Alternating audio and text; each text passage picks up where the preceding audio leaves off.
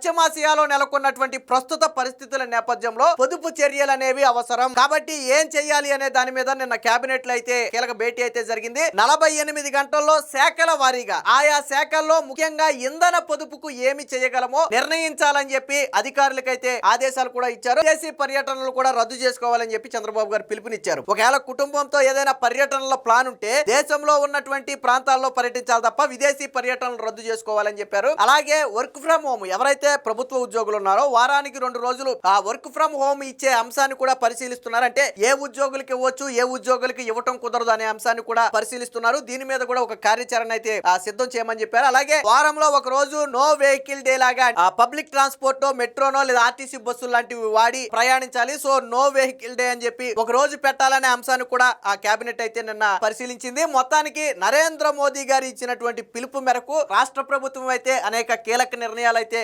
తీసుకోబోతుంది. అంటే ఎటువంటి పరిస్థితులు వచ్చినా ఎదుర్కొనేందుకు సంసిద్ధంగా ఉండాలని చెప్పారు. అలాగే యుద్ధ పరిస్థితుల కారణంగా యూరియా లాంటి వాటికి కొరత వచ్చే నేపథ్యంలో రాబోయే రోజులకు అవసరమైనటువంటి వనరులన్నింటినీ కూడా ఎప్పటి నుంచే స్టోర్ చేసి పెట్టుకోవాలి. భవిష్యత్తులో ఇవి ఎలాంటి పరిస్థితులకు దారి తీస్తాయనేది మనం ఖచ్చితంగా చెప్పలేమని చెప్పి చంద్రబాబు గారు కూడా చెప్పడం జరిగింది.